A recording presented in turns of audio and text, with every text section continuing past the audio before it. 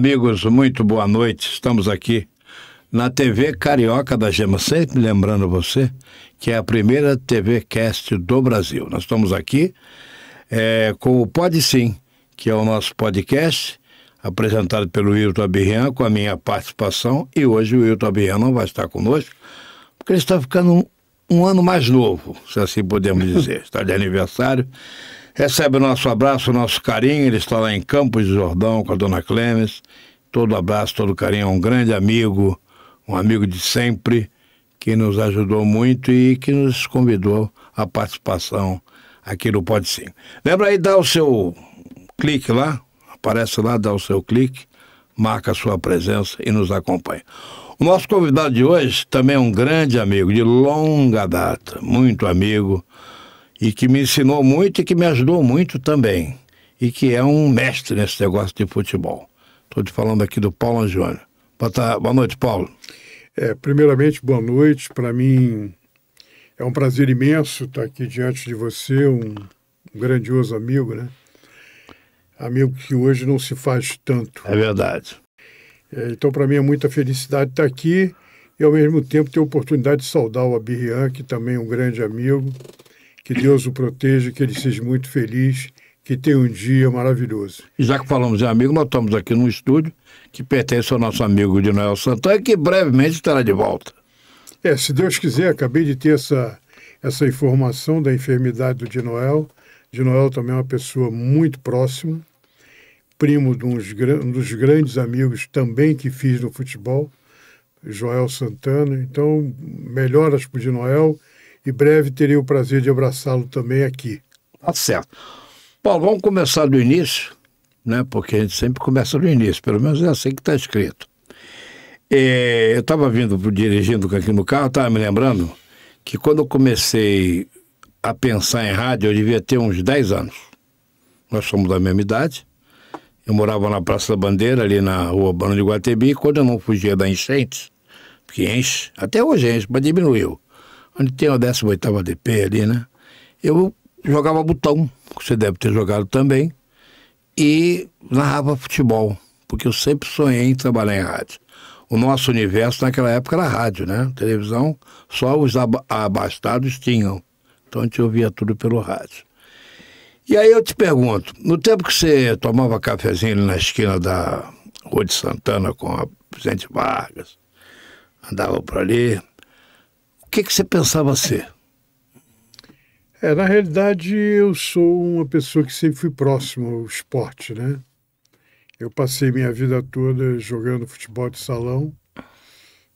Nunca tive vontade de jogar futebol de campo, né? Mas, em alguns momentos, participei de campeonato de departamento autônomo que existia naquela época. Departamento autônomo. Então, eu sempre vivia muito em função do futebol. Mas não tinha pretensão nenhuma em trabalhar em futebol, muito pelo contrário. Mesmo frequentando Maracanã com assiduidade, vendo o Fluminense jogar, né? Porque eu já nasci fluminense. Verdade. Por causa da família, né? Porque a família é italiana, então já nasci fluminense. Mas nunca tive pretensão. Essas coisas vieram me despertar interesse já adulto. No momento em que eu concluí minha faculdade de psicologia, eu comecei a pensar no futebol, muito mais para abrir um caminho para o psicólogo no futebol. E aí sim, aí comecei a pensar e por acaso tive a oportunidade de o meu tio ser presidente do clube municipal e que tinha atividades esportivas e ele me convidou para trabalhar no clube municipal. E aí começou a me despertar mais ainda interesse em trabalhar no futebol profissional. E aí ali fiz um bom trabalho ali, fui fazer um curso de gestão, na época era administração esportiva na PUC. E aí eu fui fazer esse curso, lá conheci inclusive o Paulo Autuori, que era preparador físico na época, se eu não me engano. Trabalhava no América, eu acho. No América. Ele e o Manuel, era uma dupla ali.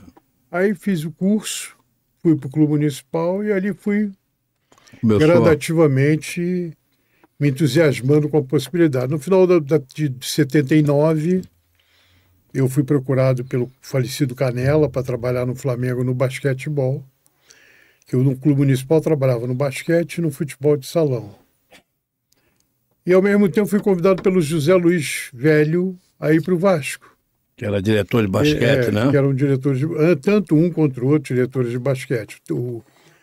O Zé Luiz com origem de diretor mesmo, e o Canella, um antigo treinador brilhante, depois virou diretor. Mas aí o Vasco me oferecia quase nada e o Flamengo me oferecia algumas coisas. Só que no Flamengo tinha, na época, um mito chamado Domingos Bosco, e o Vasco vivia sempre trocando. Verdade. E eu aí preferi para o Vasco, que eu vi no Vasco a possibilidade de chegar mais rápido ao futebol profissional. Como aconteceu. E como aconteceu? Aconteceu que eu cheguei no Vasco em 80, os esportes olímpicos na época.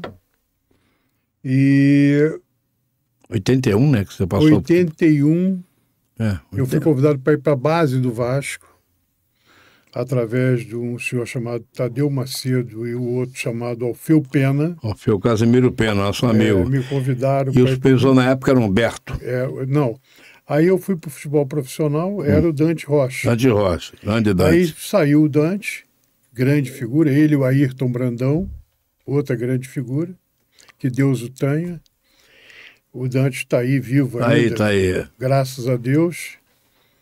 E aí fui para o amador do Vasco, futebol amador, lá da base. 6 meses depois chegou o Humberto, que por acaso tinha sido meu inspetor de disciplina no Pedro II. Olha só. Aí ele me viu, falou comigo, e meses depois ele me convidou para vir para o futebol profissional junto com Calçada. Aí eu fui para o futebol profissional, foi onde nós conhecemos, se não me engano, em 81. 81. E aí segui no futebol profissional, depois o Humberto saiu, eu continuei, fiquei como gerente de futebol até 2013, até 93. Exatamente. Vamos voltar lá atrás, só para matar uma curiosidade. Jogou futebol de salão onde? Eu joguei futebol de salão, comecei no Paula Matos. Paula Matos. Isso é uma ladeirinha aqui. Aqui na rua Santa, Fluminense. Santa Teresa ali. Aí depois fui para o América, joguei 10 anos no América. Você jogou com o Pavão, Babão, esse cara? Eu peguei esse grupo, campeão, Então você pegou Tamba. Eu sou da geração, entre essa geração do Babão e do Maurício. Maurício, Jair era o goleiro, se eu não me engano. Eu peguei esse grupo e depois eu sou o intermediário entre esse grupo inicial, que foi campeão, e depois o grupo do Tamba. Tamba, Pitanga. Tamba, Pitanga. Hamilton. Piu-Piu. O Trajano não chegou. Você não pegou o Trajano, né? Não. Mas pegou o Carola lá. Peguei o Carola. Carola, grande figura. Levei muita bronca do Carola, porque eu era sócio da América, eu morava pertinho dali. Na época era na Afonso Pena. Era ali no Campo Salles, Afonso Pena, no campo de futebol pequenininho, legal, bons tempos. Frequentei muito ali. Tinha um senhor que administrava a noite chamado delegado. Negócio complicado. Boa época. Época romântica. Muito romântica. Aliás, até outro dia eu tinha a carteirinha guardada. Esse pessoal foi meu colega de garoto, o Trajano, que é o José Trajano, o Tamba, o Bubu, que era já de uma fase mais antiga. Eu devo ter cruzado com você lá, porque eu vivia lá. Mas vamos voltar então agora já para o futebol. Aí você assumiu o Vasco, em 82 você já era supervisor. Em 81 eu fui como... seria um supervisor, porque o Humberto já era o gerente. O Humberto saiu, não é isso? O Humberto Torgato saiu, aí eu assumi a gerência de futebol e fiquei até 93. Para quem não sabe, o Humberto Torgato foi goleiro, inclusive foi goleiro do Vasco, inclusive. Um bom goleiro, por sinal.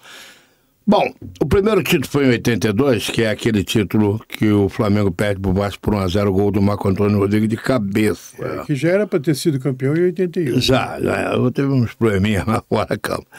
Me diga uma coisa, qual foi a grande dificuldade que você encontrou quando você começou? O que foi mais difícil para assimilar?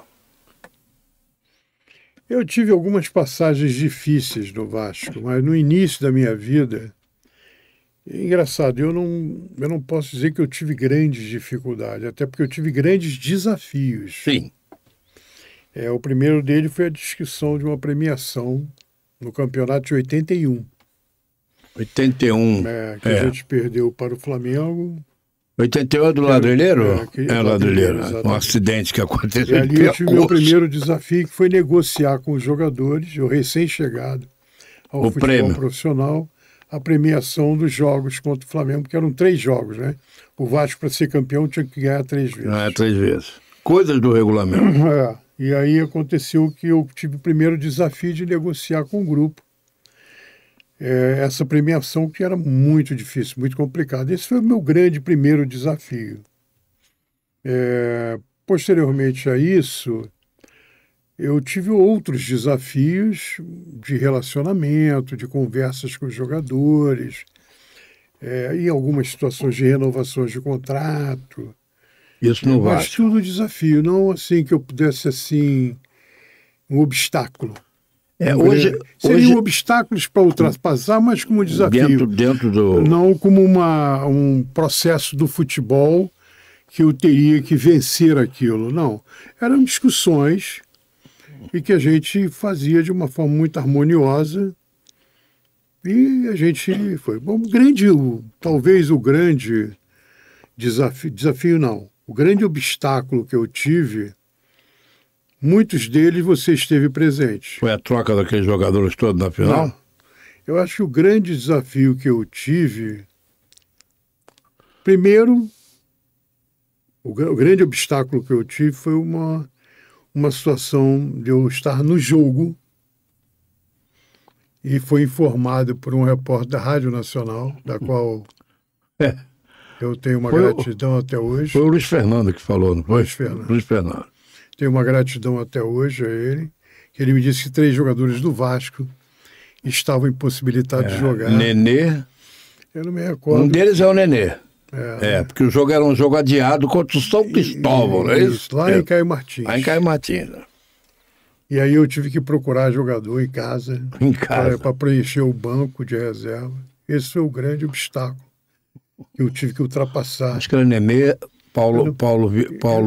Eu não sei se era o Daniel Gonzalez. Eram 3, porque o Vasco tinha da Inglaterra. Paulo Egídio era um deles. Paulo Egídio, o Nenê e o Daniel. E aí pode ter sido isso. E aí esse foi o grande obstáculo. Eu estava nesse jogo, inclusive. Esse grande impacto que eu tive, eu inexperiente, fui ajudado pelo Luiz Fernando. Ninguém vence sem ajuda. Essa é a grande realidade. Sozinho.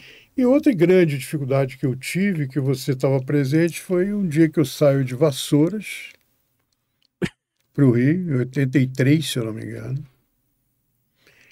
E aí peço gentilmente às pessoas que aguardassem que eu fosse lá. Eu ia para voltar para o Rio para resolver o problema. E quando acontece que acho que você noticiou, se não me engano, você deve ter sido o primeiro que noticiou a greve dos jogadores. A greve, fizeram greve. E eu estava no Rio tratando do que eles queriam. E eu me senti muito mal naquele dia. Aí voltei para lá sem solução. Mas, como eu digo, tem sempre que ter ajuda. Tem. E eu fiz uma reunião com os jogadores fechada, uma discussão grande, consegui reverter o processo. E quando saí, fui abordado por vocês que estavam no hall do hotel. Mara Palace Hotel é o nome do hotel. Mara. E aí, por incrível que pareça, vocês começam a me fazer perguntas. Me lembro que o Pedro Costa estava presente. Sim. Loureiro Neto, Ronaldo Castro, essa galera toda. Se eu não me engano, Penido. Tinha muita gente. E aí vocês começam a me fazer perguntas e eu respondo a vocês. E ali foi a grande ajuda que eu tive, que é conquistar a credibilidade de todos vocês. Porque vocês ouviram tudo que eu falava no auditório. Sim, claro. Vocês estavam atrás de uma porta e ouviram a conversa toda. Era Mário Valente. Exatamente. Então isso foi um outro grande obstáculo que eu tive, assim, que me impactou muito, mas graças a Deus eu tive ajuda.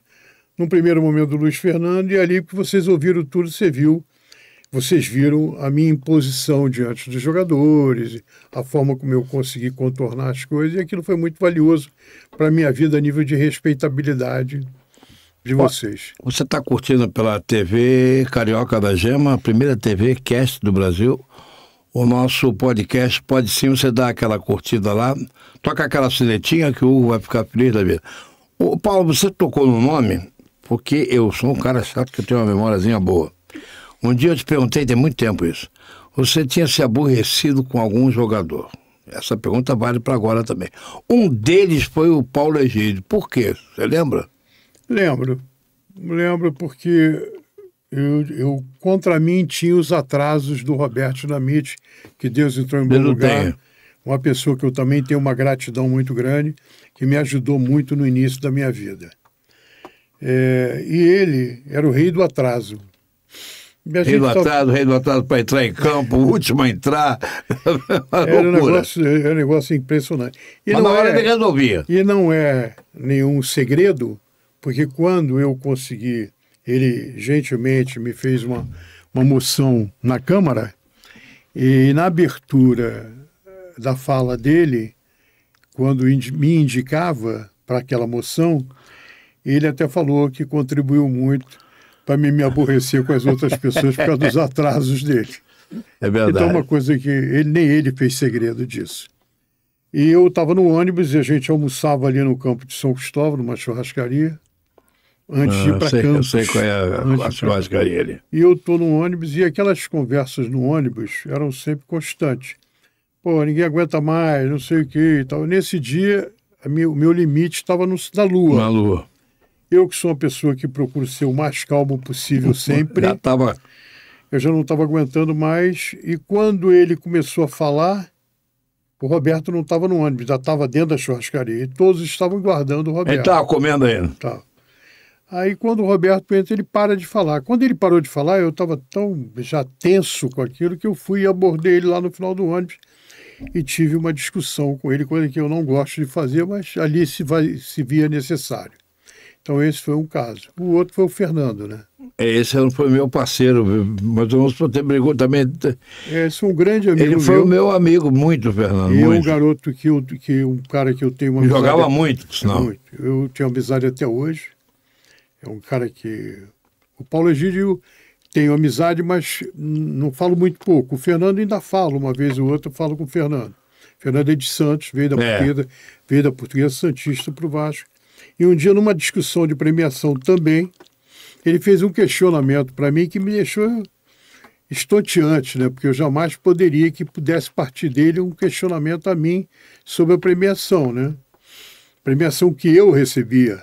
Não sim. Que eu discutia com eles, aqui eu recebia. E aquilo me deixou assim muito triste, muito triste. Os dias se passaram, ele me procurou depois, e aí eu tranquei a porta e fiquei com ele conversando, e ele me pediu muita desculpa, chorou muito, que ele foi injusto comigo e tal, mas foram os dois problemas que eu tive assim. O pessoal que está nos vendo, e muita gente está vendo a gente, nós estamos falando de uma época diferente, numa época em que eu, por exemplo, fazia matéria do quarto jogador na concentração, né?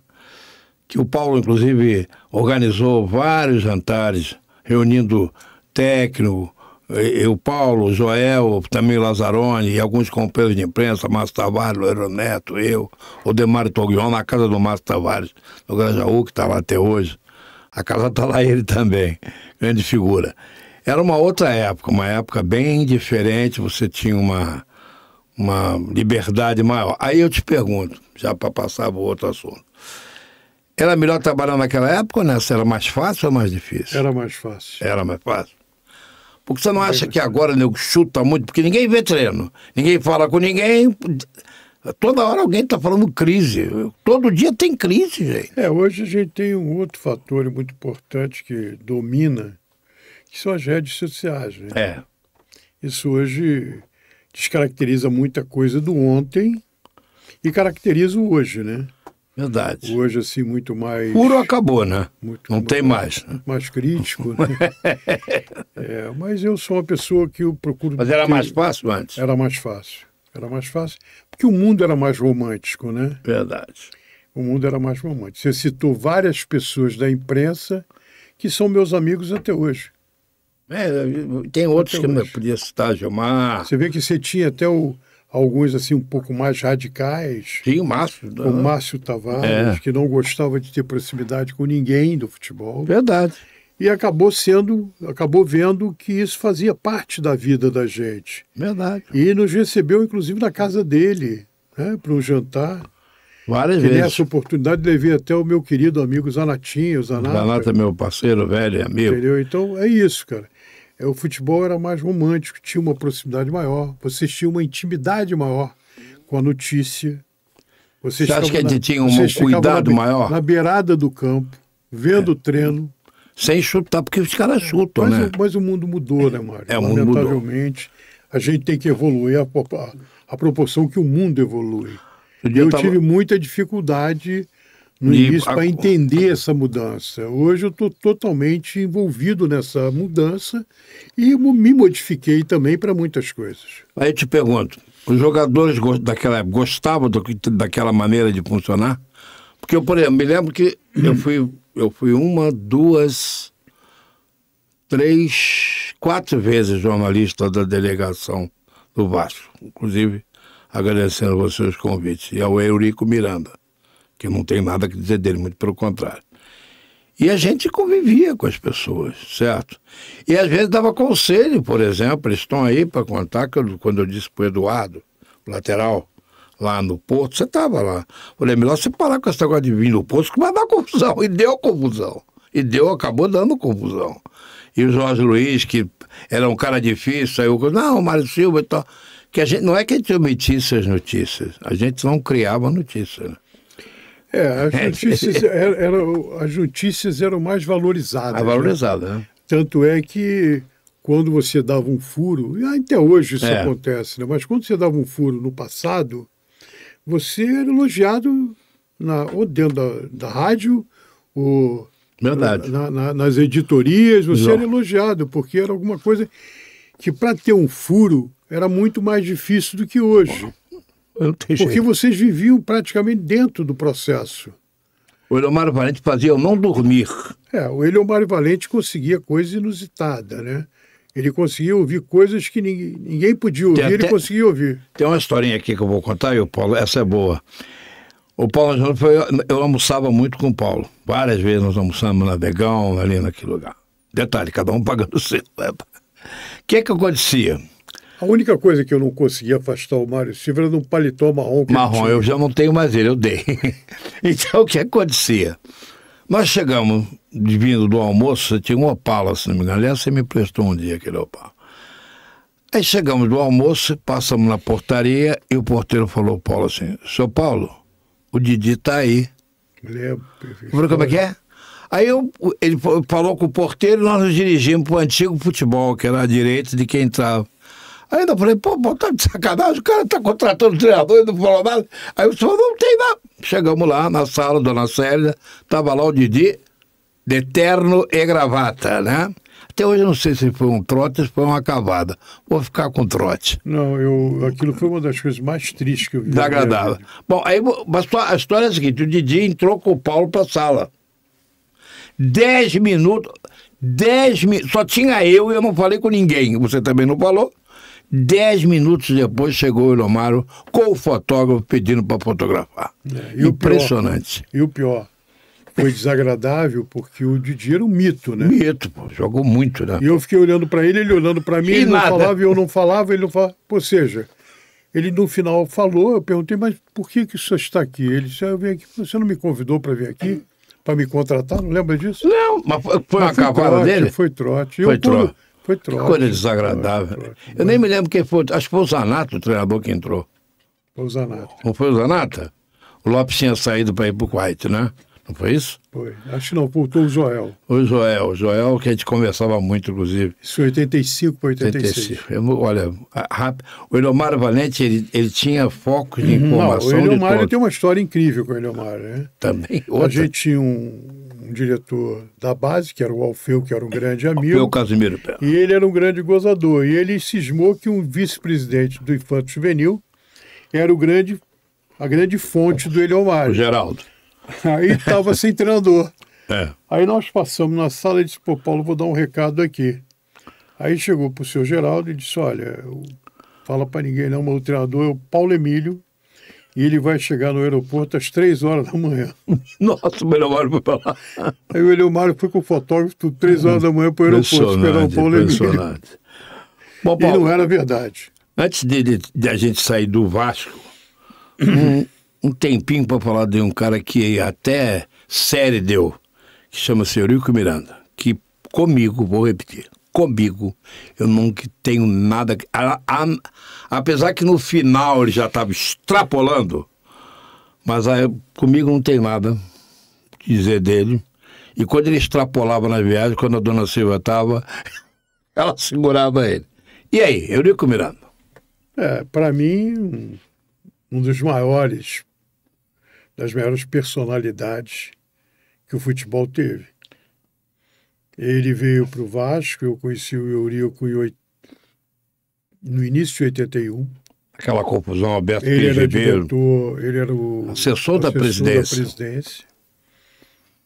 Ali eu conheci o Eurico, não tinha proximidade nenhuma. Depois veio a ruptura dele, ele saiu, candidatou-se em 82, foi vencido pelo Calçado, o Calçado passou a ser presidente, e ele na oposição voltou em 85, novamente não foi bem sucedido na eleição, o Calçado se reelegeu, aí fizeram a junção, porque o Vasco atravessava um problema muito grande. O Calçado foi brilhante, né? O Calçado foi brilhante. Se é a ideia do Calçado, a ideia foi de alguns acalmou o Vasco, né? O Vasco conseguiu... E aí ele deu a solução, para que não tinha solução, ele deu outra solução. O Vasco tinha um passivo muito grande, as pessoas estavam muito alarmadas com o passivo, alguns eram signatários, ou seja, avalistas, estavam muito preocupados. Aí houve a junção, que foi a pacificação do Vasco, e aí o Vasco emergiu novamente com ele. Formatamos ali, e você é testemunha disso, uma grandiosa amizade, que foi até o final da vida. Amizade, respeito, admiração, carinho por ele, e trato ele de uma forma diferente de muita gente pensa. Eu acho que se o Eurico cometeu um erro para mim, foi ele não abraçar o futebol no todo. Eu sempre falei para ele, só que ele não conseguia. Futebol para ele era o Vasco, ele não conseguia. Ele não conseguia. Mas ele tinha uma liderança que ele poderia abraçar o futebol, e eu acredito que ele poderia ter servido ao futebol muito mais que ele serviu apenas como a paixão do Vasco não deixava. Presidente do Vasco. Entendeu? Ele poderia abraçar o futebol num todo, porque ele tinha liderança e tinha capacidade para isso. Ele foi o cara que deu voz ao Vasco. O Vasco nunca teve voz, até porque os portugueses tinham muito receio, eram muito gratos ao Brasil, não queriam se dispor com ninguém. Ele não, ele entrou e deu voz ao Vasco, e o Vasco tornou o que se tornou depois, né? O espaço que o Vasco passou a ter. Ele passou a ter uma liderança muito grande no Clube dos 13. Ele era um antagônico às condutas da CBF, entendeu? Então ele, para mim, grandioso demais. Inclusive, ele, sabendo que eu era Flamengo e sou Flamengo, eu nunca tive o menor problema com ele. Muitos risos que eu consegui, muita coisa engraçada, como o Vitor Emanuel Eurico, técnico fulano, ia ser. Agora, já que você sabe, não vai ser mais essas coisas, mas realmente, ele realmente foi muito tranquilo comigo, sempre foi muito, e falava e cumpria. Bom, aí você vai sair do Vasco em... 93. 93. Mas antes da saída tem a seleção brasileira. O Eurico... Você já estava. Ele chegou. O Eurico chegou. Eu fui pelos braços do Melquiades Mariano. Eu te pergunto. Que Deus o tenha, que era um grande vascaíno e um grande homem. Eu te pergunto. Foi bom, ruim ou mais ou menos para você? Cara, eu tenho uma história aí de conseguir enxergar o amanhã muito boa. Graças a Deus tenho isso até hoje. Isso para mim é um grande trunfo que eu tenho, porque eu sou uma pessoa que olha muito para frente eu consigo diagnosticar algumas coisas bem antes. Eu vivi um momento muito difícil na CBF, muito difícil. Talvez foi um dos momentos mais difíceis que eu tive no mundo do futebol. Foi quando eu passei pela CBF. No primeiro momento, a gente disputava a Copa América e a eliminatória, antes da Copa do Mundo. Demite, não demite? O Não. técnico da seleção Era o Lazzaroni. seria o Parreira, É. que foi convidado, Não já aceitou. com o Eurico presente. Não no aceitou. CBF. Nossa, entendeu que tinha passado pela CBF, pela seleção em 83 e muito antes da Copa do Mundo. Ele entendia que o ideal fosse ele assumir próximo da Copa do Mundo. E aí eu não estava nessa conversa, foi só o Eurico com ele. Isso foi o que foi passado para mim. E aí o Eurico conversando, a gente ficou para escolher treinadores e o Lazzaroni tinha tido um bicampeonato no Rio de Janeiro. Exato. 87, 86 pelo Flamengo, 87 e 88 pelo Vasco. Pelo Vasco. Ele chegou no final de 87, É que o Joel e deixou. o Joel saiu para ir para o mundo árabe, ele assumiu e foi campeão. 87, 88 pelo Vasco, tinha sido 86 pelo Flamengo. O Campeonato Carioca era um campeonato de alta relevância. Isso nominava as pessoas e ele, merecidamente, poderia ser o técnico da seleção brasileira, como foi. E aí, quando assumiu, nós tivemos a Copa América e depois a eliminatória. Copa América complicada, né? Muito complicado. E aí foram meus grandes desgastes. Eu me lembro que você bancou a queria. ponto de um dia eu sou acordado pelo Eurico, 3 da manhã, depois do jogo contra o Peru, se eu não me engano, na Bahia. É Peru, foi. E que tinha tido um evento ruim, porque o Charles era um jogador da Bahia e o Lazzaroni que depois teve que ir para não Pernambuco, uma loucura. E o Paulo Maracajá, de uma forma um pouco mais indisciplinada, Eu me lembro. entrou no quarto e retirou o Charles da concentração, sem respeitar ninguém. E jogamos, empatamos, muita crítica, muita Pressão. irritação do torcedor. Eu me lembro. E aí eu fui, 3 horas da manhã, o Eurico me liga e disse, Paulo, eu preciso que você venha aqui conversar com o Ricardo, porque eu estou aqui com o Ricardo e tal. O Eurico, desculpa, não tenho a menor condição de ir. Posso ir amanhã de manhã. Eu disse, tá bom. Não é uma coisa boa, mas tá bom, vou respeitar e tal. E no dia seguinte eu acordei cedo, fui no quarto do Eurico, o Eurico tinha recém-chegado. A gente estava no Hotel 4 Rodas e o Ricardo estava no Meridian, se eu não me engano, na Barra ali, eu sei o que é. Não sei o que é vermelho. No Barro Vermelho, onde é a casa do Jorge Amado. Barro Vermelho. E aí, não, Rio Vermelho. Rio Vermelho. Bairro do Rio Vermelho. Tá bom. Eu fui no quadro e eu digo, eu vou lá. Aí o Eurico disse, Paulo, não adianta, vai ser aborrecer. Eu digo, vou lá. Ele resolveu comigo, fomos lá. Reunimos com o Ricardo e ali já tinha estabelecido uma troca. A ideia de uma troca. A saída do Lazzaroni e a chegada de um outro treinador, que na oportunidade, se eu não me engano, seria o Leão. O Leão. E eu bati forte na manutenção do Lazzaroni. E ficamos 3 horas discutindo. No final, próximas 3 horas, toca a campainha do apartamento do Ricardo e eu estou de costa. E ele pergunta para a pessoa se ele manteria ou tiraria o Lazzaroni. Eu acho que quando ele perguntou, ele achou que a pessoa diria para ele... Tira. Só o cara disse, não, mantém. Quando eu olhei, eu digo, Ricardo, você é um emissário de Deus. Quando eu olhei, era o interventor da Federação Baiana. É mole? Quer dizer, aí o cara tira. Aí ali o cara disse, não, tira, mantém. Aí manteve o Lazzaroni. E ele ganhou a Copa América. Ganhou a Copa América. E foi para a Copa do Mundo. Aí foi para a eliminatória. Mas a eliminatória foi tudo bem. Aí a eliminatória correu bem, a gente classificou. Tal. Eu chamei um amigo e disse, amigo, que eu o convidei para ir. Disse, amigo, vai ter uma reunião na CBF em novembro e eu vou declinar a minha ida para a Copa do Mundo. Aí ele disse para mim, tu tá maluco, rapaz? Não vai uma Copa do Mundo? Não, eu não vou à Copa do Mundo. Estou confidenciando a você, porque fui eu que levei você para a CBF, então estou dando uma satisfação a você que eu não vou. Guarda isso para você que nem a minha esposa sabe. Só você vai saber.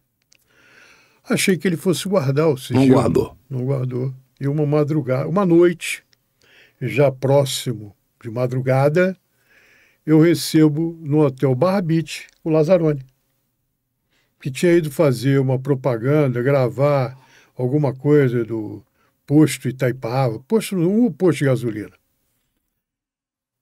E foi lá para lanchar. Tem um lanche aí, Paulo, e a gente está conversando, por acaso, aquelas conversas de concentração. Estavam conversando no meu quarto, algumas pessoas da comissão técnica. Aí quando o Lazzaroni chegou, eles foram saindo, ficou eu e o Lazzaroni. E o Lazzaroni conversou muito comigo e disse, pô, Paulo, estou sabendo que tu não quer querendo ir, barará, barará, barará. Eu, com o coração mole, acabei cedendo a um pedido de um grande amigo, que é o Lazzaroni. Um grande amigo. Isso foi no final de 89? Isso foi no final já... Final de 89 para 90. A reunião já pensando em 90. Aí eu permaneci. Aí sofri o que sofri. Pois é. Sofri tanto que você me conhece já há muitos anos e sabe que eu sou um cara medroso com negócio de avião. É. Sabe disso? Só até hoje. Né? Eu também. Só que eu entrei no avião depois da Copa do Mundo, em Milão. Feliz da vida. Não, entrei arrasado. Depois de ter sofrido o que eu sofri, arrasado. Eu dormi. E dormiu? De lá até o avião taxiando no Rio. Eu dormi 13 horas. Que isso, gente. Você vê como foi duro a seleção brasileira. O Paulo Júnior, você que está ligado aqui na TV Carioca da Gema, o Paulo Júnior tem medo igual a mim. Nós fizemos uma viagem para Portugal, tinham 2 pessoas acordando no avião, eu e ele. E na executiva da tarde. Eu não consigo dormir até hoje. É complicado. O seguinte, porque nesse período teve um episódio, não sei se você lembra, você não foi. O Brasil jogou na Holanda em dezembro de 89. O Brasil ganhou de 1-0, gol de Careca, cruzamento da direita do Jorginho. Frio de estava 6 graus no estádio. O jogo foi em Roterdã, no estádio do Feyenoord. E na volta, o bar da Varig estava aberto, o Varig, e a gente ficou tomando um negócio. Eu, o Carlos Alberto Rodrigues, que era do Jornal Brasil, uns 3 ou 4 companheiros, acho que estava o Luciano Santana, o Tadeu, e apertando o Careca, porque o Careca era redinho, era difícil. Aí o Carlos Alberto falou, ô Careca, você tem que falar, pô, você é o Careca. Aí alguém disse assim pro Lazzaroni, esse aí é o Mário Silva, esse aí é amigo do Paulo Júnior. Pois falou isso. Lembra que eu falei na volta a você que eu não tinha gostado daquilo, lembra disso? Lembro. Passa por aí, não? Era o Américo Faria que falou isso, inclusive. Eu não tenho nada de... Agora, como é que foi lá? Os desacertos na Copa do Mundo foram porque as coisas foram mal resolvidas antes, aqui no Brasil. Prêmios. Não, o prêmio não foi propriamente o prêmio. Parte daquele grupo já sabia que o dinheiro não era tão importante para eles. O mais importante é ser campeão do mundo. Era ser campeão do mundo. Outra parte, não. Não era tão. Tanto é que o Careca, que lamentavelmente muita gente acreditou no Careca ser mercenário, o Careca nunca quis discutir dinheiro. Agora tampou, aí tamparam... Nunca quis discutir dinheiro, o Careca nunca quis discutir dinheiro, o Careca queria ganhar a Copa do Mundo. Porque ele sabia que era a última Copa do Mundo que ele ia jogar. E ele jogava muito, né? Porra, Deus que me perdoe. É. Então, ele nunca discutiu e botaram na conta do rapaz. Injusto, muito injusto. Como botar na conta do alemão que não fez a falta no... Mas o problema maior foi aqui no início. Aqui? É. Por que no início? Porque a CBF nunca teve estampada no seu uniforme patrocínio. E foi a primeira experiência foi que foi a Pepsi Cola. E nunca teve estampado. E teve um contrato entre Pepsi Cola e CBF. Que o jogador é anuente do contrato, porque ele é o direito de arena. Direito de arena. Então é um contrato triangular. E aí chegou um número, que primeiramente foi dito pelo próprio Eurico, na CBF, para os jogadores, que era de 1 milhão. Contrato. E os jogadores tiveram uma informação que não era. Aí começou a polêmica. Aí eles queriam ver o contrato e eu era o porta-voz deles, junto à direção. Me desgastou muito, muito, muito, muito. E apareceu um segundo contrato, que já não era mais de 1 milhão, era de 2. E os jogadores sabiam que não era, entendiam que não era de 2 pelas informações que tinham, mas resolveram ficar calado e aceitar o de 2. Pagava uma parte aqui do direito de arena e pagava outra parte na Itália. E aí isso gerou muito desconforto, que foi o que ocasionou a mão no peito. A mão no peito que caiu mal, né? É, muito mal. Foi muito ruim. E isso influenciou no rendimento? Não, eu acho que não. Acho que não. É porque nós perdemos um jogo de 1-0, que para quem não sabe, o Brasil foi eliminado ao perder por 1-0 para a Argentina, um gol do Canija. Botaram na conta do alemão, porque ele não fez a falta no Maradona, essas coisas. Tem sempre que apontar um cara. Você escolhe um e aponta. E o Brasil fez uma boa partida, por incrível que pareça. Foi a melhor partida que o Brasil fez. Perdeu vários gols. E digo que se o Brasil consegue ganhar aquele jogo, ia chegar à final e, quiçá, não seria campeão. A Argentina, que estava numa situação muito pior do que a gente, em termos de relacionamento, essas coisas, chegou à final. Você acertou ali também, né?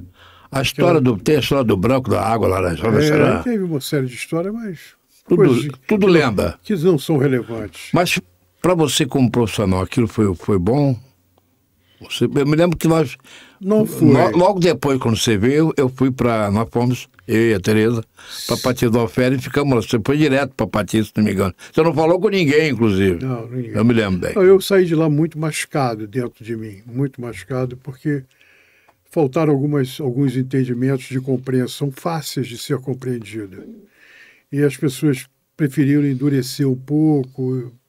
Eu saí bastante machucado. Mas não te atrapalhou profissionalmente? Não, nada me atrapalhou. Não pesou? Eu não tenho que reclamar de nada profissional, de nada. Bom. Mas eu fiquei um pouco machucado. Você voltaria para a seleção?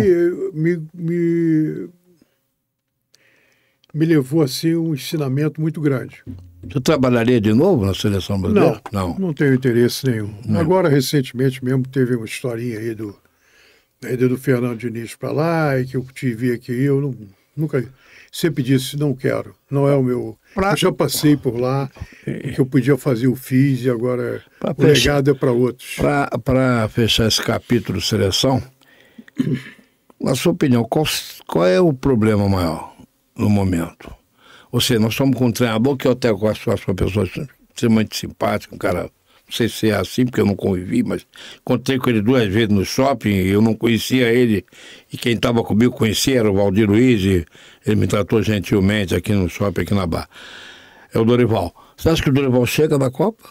Eu acho que deve chegar. Eu torço que chegue, porque é isso que você viu lá. É uma pessoa extremamente amável, uma pessoa extremamente correta, e conhece futebol. Ganhou de presente uma sacanagem com o Flamengo, mas vida que segue. Eu gosto muito do Dorival, não tenho grandes intimidades com ele, mas gosto muito. E acho que ele está fazendo um bom trabalho. E, se Deus quiser, vai concluir, vai à Copa do Mundo e vai fazer um grande papel. Porque hoje o Brasil passa por um processo assim, de falta de convicção, né? Você não parece que... Tem erros assim que são muito marcantes. Mas parece que as pessoas ficam vivendo o passado. Recentemente mesmo eu vi aí uma coisa que foi discutida aí pelo Paulo Autuori. Sim. Que lá no início eu falei internamente que era um absurdo ceder espaço, tanto espaço para o estrangeiro no Brasil. Nada contra o estrangeiro. Acho que 5. Estava no bom tamanho. Porque hoje os caras entram com 7 e 8, né? Eu já perdi as contas no Vasco. Não tinha necessidade para aumentar para 8. Né? O Flamengo tem... Isso faz parte de um processo que o futebol não tem. Que é a amplitude da discussão e representantes de jogadores dentro da discussão. Da mesma coisa os treinadores, cara. Abrir o espaço. Você é contra essa... Porque a gente permitiu durante muito tempo, tudo que é novo é aposta, tudo que é novo é aposta. Que aposta? O novo é a renovação, que tem que ser feita. Por que aposta? De tanto se falar em aposta, alguém foi do lado de fora, contratou um treinador, deu certo e virou moda. Virou moda. Hoje você tem em 20 clubes da Série A, acho que tem 10 com treinadores estrangeiros. Isso aí vale até para todos E o pior contrassenso é que a CBF estimula você estudar, exige que você estude. E as pessoas vão, cursos que não são baratos, são caros, muitos fazem sacrifício para fazer o curso. E qual é o espaço de trabalho? Nenhum. Não tem. Você falou um ponto interessante, porque a gente não é só nessa atividade. Eu vou citar o nome. É o Tim, é um jornalista inglês que trabalha na Sport TV. Eu duvido, se eu saísse daqui, não com a idade que estou, na idade que ele tem, falando fluentemente inglês, como ele fala fluentemente português, que eu tivesse uma cadeira na BBC de Londres. Duvido. Eu duvido que eles me contratassem. Eu, no máximo, poderia ser um convidado. Mesmo assim, se tivesse um jogo do Brasil, como eu já participei no Uruguai, até na Itália eu participei. Mas, ô Mário, existe... Duvido. Deixa eu dar uma contraditada aí em você. Não da cadeira. Não. Mas dele. Ele é uma excepcionalidade. Eu aceito as excepcionalidades. Agora, treinador não é mais. Não, até aceito a excepcionalidade do treinador. Até aceito. O que eu não aceito é o domínio do mercado. Isso é que eu discuto muito. O jogador sul-americano tanto do jogador aqui, né? quanto do treinador. Eu discuto a quantidade de pessoas no mercado, porque eu me lembro que muito lá atrás a Fundação Getúlio Vargas fazia um curso de administração esportiva, estimulada pela própria CBF.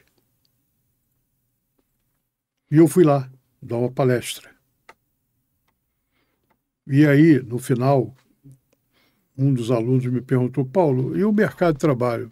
Não tem. Não tem. Eu acho que antes de você estimular alguma coisa, você tem que ampliar o mercado para oferecer vagas para essas pessoas que estão estudando, que estão se esmerando, que estão se sacrificando, inclusive financeiramente. Para conseguir uma graduação melhor, você tem que ampliar o mercado de trabalho. O Brasil tem duas divisões. Tinha uma, passou a ter duas. É pouco. Tem que ter 4 ou 5. Para que tenha mercado. Sem discriminação, para que os profissionais possam atuar e trabalhar. Porque o cara que está na segunda já discrimina. Aí você... Antigamente, trabalhando na Série B, os treinadores que trabalhavam na Série A não podiam nem ouvir um convite da Série B. Hoje já ouvem, graças ao bom Deus. Deus queira que a gente comece a ouvir a Série C e a Série D. E quiçá amanhã tem a Série H. Você tocou num ponto que um dia eu vi uma entrevista do Reinaldo, que jogou no Flamengo. Que é excelente treinador, que está no Maricá. Do Maricá. Excelente treinador. Ele disse que está com dificuldade. Ele está com dificuldade. Aí o cara, com todo respeito, o cara vai lá em Portugal e pega o fulano, por exemplo. Aí queima nome. Porque o Flamengo trouxe o Paulo Souza, que é um excelente treinador, e foi embora. Essa é uma discussão bem grande. Bem grande. Confusa, né? E volta a falar do Tim. O Tim é uma excepcionalidade desses caras todos. Não, eu gosto dele, mas veja só, é porque a gente abre... E outro espaço que aqui não cabe, vamos ficar aqui numa discussão de quem nasceu primeiro ovo ou galinha. Já que você falou em treinador, desses treinadores todos, quantos treinadores trabalharam com você? Mais de 20, né? Nem sei, mas perdeu as contas, né? Essas coisas eu não conto. Não dá nem para contar. Qual aquele que você tem que contratar um treinador? Vou contratar o fulano. Tem um só ou tem vários? Não, tem alguns. Escolar é um deles? Quem? Escolar. Não, Escolar eu não escolhi, né? Hein? Eu não escolheu. Quando eu cheguei na Parmalat, ele já era técnico da Parmalat. Mas você escolheu já tinha vários. 6 meses de trabalho lá. Cheguei num momento muito difícil. No Palmeiras? Uma situação muito difícil. Mas a Parmalat tinha convicção e a gente sustentou durante muito tempo. Mas, graças a Deus, 20 dias depois que eu cheguei, foi campeão da Copa do Brasil, aí deu uma sustentabilidade necessária. E depois ganhou tudo. Verdade. Mas dos treinadores que eu indiquei, a maioria eu tive, graças a Deus, tive sucesso. Mas o grande treinador é aquele que entende que precisa de ajuda. Agora, esses são os grandes treinadores, que entendem que precisam de ajuda. Se você não quiser falar, não fala. Tem alguém que você apostou e te decepcionou? Tipo assim, vou contratar o fulano. Eu me lembro, uma passada, não vou citar o nome, mas tipo, porque o treinador às vezes se apaixona por jogador. Contrata o fulano, Sérgio Manuel. Era uma adoração do escolar, não gostava do Sérgio Manuel, que era um bom jogador, por sinal. Tem algum treinador, se eu vou contratar o fulano e o fulano... Mas todo treinador tem as suas particularidades, que a gente se obriga a entender, e eu entendo perfeitamente.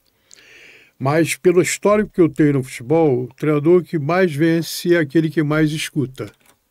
O que pouco escuta, vence pouco. O Lopes... Tem as excepcionalidades. Tem alguns que não escutam e ganham.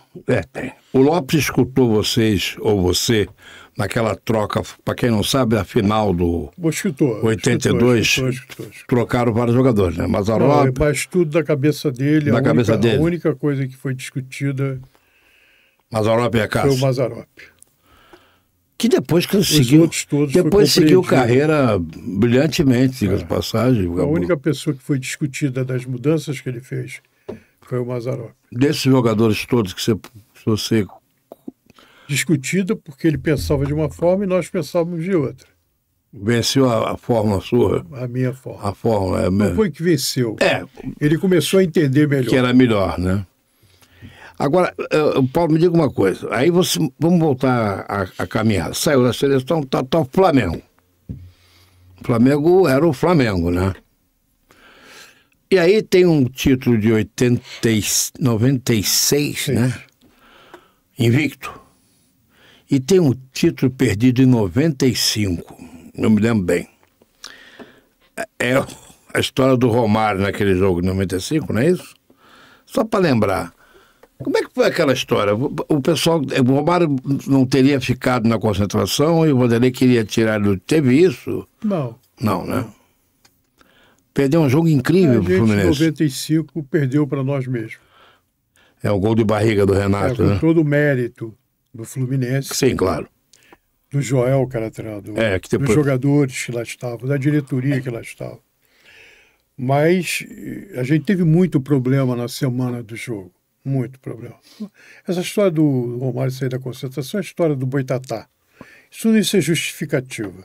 Nós perdemos porque tinha vaidades excessivas, tinha confrontos desnecessários.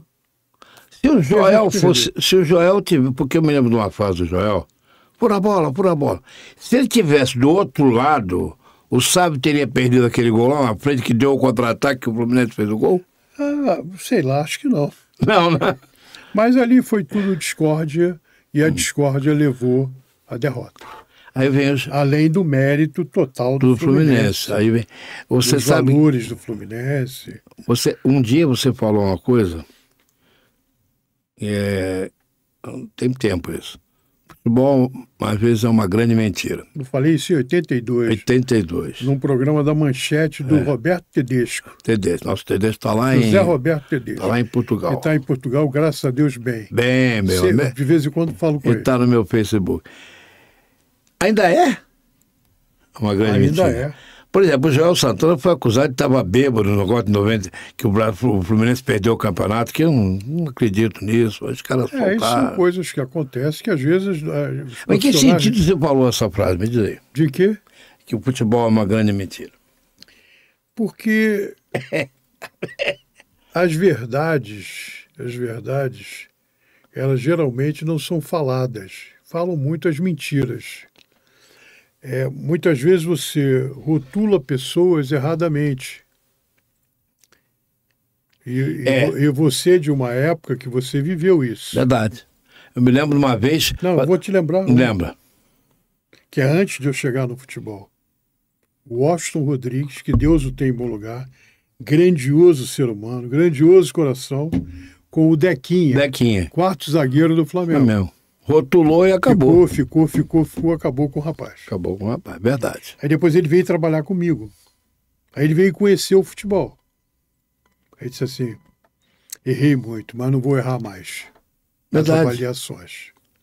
A mesma coisa aconteceu no Flamengo, numa outra época, com a história do chinelinho. Ah, do chinelinho. 2 desses jogadores tinham a síndrome do pânico naquela época e eram considerados jogadores que faziam de propósito indo para o departamento médico, mas os caras tinham a síndrome do Do pânico. pânico. E você não pode falar que o cara está doente, é proibido, inclusive. Naquela época nada se podia falar. Passou-se a falar depois que o Robert, Sim, no Santos, no Santos. deu Jogou uma no Fluminense declaração, também, Robert. É. deu uma declaração que estava com a síndrome do pânico. Aí começou a se falar sobre o assunto. Mas injustamente, algumas coisas injustas me levaram muito cedo, muito precoce, a entender que o futebol é uma mentira. Eu me lembro, por exemplo, uma delas eu estava com o Vasco em... Acho que nós estávamos lá na Espanha, se não me engano. Aquela que lá, jogou em La Coruña. E alguém disse que o Eurico gastou o dinheiro da cota. E a cota o Calçada tinha recebido no Brasil. Os caras chutam, né? E por aí vai, né? Essas mentiras. Mas hoje não sei mais que aumentou por causa Verdades desse... são bonitas. É bonito. As verdades são muito bonitas. E já aproveitando isso, que a gente está falando só de romantismo, a última... Você falou da figura que eu tenho uma grande admiração e um respeito muito grande. Eu fui no lançamento do livro dele, ali na Rua do Ouvidor. José Trajano. José Trajano. Era um livro que ele retratava a primeira namorada dele. E eu tive muita curiosidade daquilo, sou um admirador dele, fui lá pegar o autógrafo. E ele estava na rua, porque ali a rua estreita, ali tem um barzinho que tem samba, tem. a livraria é um lugar de encontro dos esportistas, quem gosta de futebol e tal. Aí eu dei o livro, ele estava de cabeça baixa, autografando. Eu disse, qual é o seu nome? Eu disse, Paulo Anjona. Ele me olhou e virou-se para mim e disse assim, como é que você consegue continuar no futebol? Pois é, tá vendo? É assim. É isso me marcou muito. Porque é isso, eu retrato isso como uma mentira, né? Por que todo mundo tinha prazer de continuar trabalhando no futebol, mas o futebol é tão mentiroso que tira, às vezes, o prazer das pessoas. Você está já há muito tempo. E eu sou muito grato a uma classe que pouca gente fala bem, eu falo bem. 95% ou 96% de tudo que eu aprendi no futebol, eu aprendi com o jogador. Eu sou gratíssimo à classe do jogador de futebol. Foi com eles que eu aprendi. Você trabalhou, olha, vamos pela ordem, vamos lá. Boa Vasco, Flamengo, Corinthians, Palmeiras, Corinthians, Bahia, Corinthians 2 vezes, Fluminense. Desses todos, onde é que você sentiu... Tira o Fluminense que você está lá, mas dos anteriores. Foi um equívoco, talvez, de não ter mencionado. Se mencionou, você esqueceu. O quê? Que é o ato falho. Ato falho. Eu respeito. O lugar que eu mais aprendi foi o dia que eu entendi que eu tinha que me reinventar. Foi quando? Quando eu fui para o Olaria. Por Olaria, eu tinha... Ali foi quando eu conheci realmente, passei a conhecer como realmente funcionava o futebol. Foi Olaria, né? Ali eu conheci a pobreza do futebol. Não tinha facilidade nenhuma, né? As dificuldades que as pessoas vivem no futebol, com o sonho de ser jogador de futebol. Ali eu conheci muita coisa. E por incrível que pareça, muita gente me criticou por eu ter ido. Amigos meus, tá louco, tu tem uma história. Que história? História é o presente. Eu preciso me reinventar. E eu vou me reinventar no Olaria. E me reinventei no Olaria. E dali eu saí para ir para o Bahia. Que é uma outra situação também, né? Com o maior salário que eu tive na minha vida. Tá vendo? No Bahia. Quanto tempo você ficou no Bahia? Eu cheguei no Bahia em 2010, tive a felicidade do Bahia ir para a Série A. Sim. Transitando na Série B e Série C durante 7 anos. Eu cheguei em maio, início de junho, e alcançamos a Série A. E aí fiquei mais 2 anos, 2 anos e 6 meses. Eu fiquei 3 anos lá, mais ou menos. Eu saí em 2000 e 2010, 2011, 2012, saí em 2013. A passagem lá Mas foi muito boa. Boa. Pô, foi um processo de reconstrução lindo, lindo. Recebeu, que isso é importante. Pô, eu vi o quanto aquela torcida é fanatizada. Impressionante. É um negócio impressionante. Foi campeão baiano com o Falcão. Levei o Falcão para lá ser treinador. E não era campeão há não sei quantos anos, foi campeão baiano. Levou uma das pessoas mais educadas que eu conheço. Não, é notável, grande amigo, Falcão, grande né? amigo, grande amigo. Falcão realmente é nota 1000. Me diga uma coisa, Paulo, com relação a, já que você falou aí, no clube, Parmalat foi um sucesso e depois a coisa... É engraçado que quando eu cheguei na Parmalat, eu já tinha uma noção que a Parmalat, diante das conversas que eu participava no Brasil e ouvindo também as falas da Itália, eu sabia que era um tiro curto. Mas ainda demorou mais, eu fiquei na Parmalat quase 3 anos, entendeu? E fui eu que comuniquei a direção do Palmeiras que a saída da Parmalat. E aí tem um advento muito importante, que teve um jornalista que me procurou e me perguntou: Paulo, eu tenho informação que a Parmalat está saindo. E eu disse para ele: segue no teu caminho, porque tu me conhece, eu nunca, quando o cara tinha a informação, tava certo. Chegava para mim, eu nunca dizia para ele: é isso, mas eu digo, segue o teu caminho. E ele seguiu, fez a maior matéria da vida dele, que foi o Paulo Vinícius Coelho, PVC, que é grato a mim até hoje. Se tornou um grande amigo. A Parmalat, ela encerrou, né? Ela já estava querendo sair desde o momento que eu cheguei. Ah, é? O diretor financeiro era muito contra. Mas era prejuízo? Dava prejuízo? Eu acho que a Parmalat não teve prejuízo. Ela entrou com o nome. Pelo tamanho que ela conquistou no Brasil. Ela conquistou um tamanho muito grande e fizeram algumas promoções fantásticas. Aquela dos bichinhos talvez tenha sido uma das maiores campanhas que foram feitas no Brasil. Se eu não me engano, não sei se foi o Nizam Guanais que fez. Mas o Palmeiras ganhou muitos títulos também, né? Que teve um retorno, não teve? Em termos da propaganda. Teve retorno institucional e teve retorno de conquistas. Ganhou muito. Você foi carioca. Eu entrei na hora que as torneiras estavam fechadas.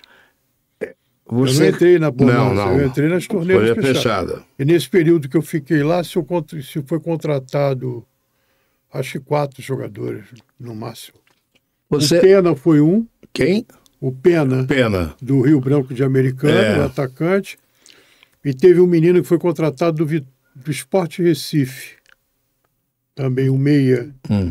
Agora está me fugindo o nome. O Argel e o César Sampaio. Sampaio, que hoje está na seleção. Foi repatriado do Japão. Está na seleção? Não está mais. Estava no Flamengo, saiu porque o Tite saiu. Ele estava no grupo do Tite. Você foi para o Corinthians também. Corinthians. Em 97. 97. Eu saí do Flamengo e fui para o Corinthians em 97. Foi campeão lá, né? Essa tem uma história boa de 96. Ah, é? Aquela do... Mas não foi campeão invicto. Eu fui chamado na sala da presidência e tinha eleição no ano seguinte. Estava o Plínio Serpa Pinto, o Kleber Leite e o Michel Assef. Temos eleição e a gente tem que fazer um movimento para buscar a conquista de, vocês vão ser eleitos, tá louco? O trabalho que foi feito aqui foi magistral. Perdeu um título, ganhou outra. E ali a gente tinha todo um mapeamento para o ano seguinte, né? Porque já se conhecia o grupo, o Flamengo não foi muito bem, mas não foi totalmente ruim, o brasileiro, então, mas tinha todo um mapeamento de melhora. E o técnico é o Joel. E nessa conversa, a saída do Joel já estava praticamente sacramentada. Ele ia para o Corinthians? Não, o Joel, saindo do Flamengo em 96. 96. Não, 95 ou 96? 96. 96. Ele foi campeão carioca. Foi campeão, invicto. E fomos mais ou menos no brasileiro, mas foi tranquilo. Estava mapeado tudo para o ano seguinte. Aí, procuro eu o Joel. Onde anda o Joel? Cara, quero falar para ele, se a imprensa vai dar e eu não falei com ele, vai vazar essa notícia, eu tenho que falar com ele, então vou procurar o Joel. Aí vim encontrar o Joel, sabe aonde? Onde? Negociando a ida dele para o Botafogo. É isso, é meu amigo Joel. E ele foi pro Botafogo. Foi pro Botafogo. E depois foi pro Corinthians. Aí foi pro Corinthians... Foi, ele foi pro Corinthians, eu sei que foi. Não foi pro Corinthians em 97. 97. Porque você foi para lá com o Lopes. Ele já estava lá.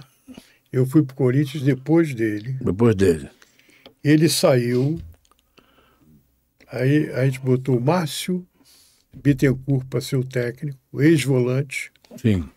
Foi aí no final, eu convidei o Lopes para ir para lá. O Márcio saiu. O Lopes foi campeão. Foi campeão.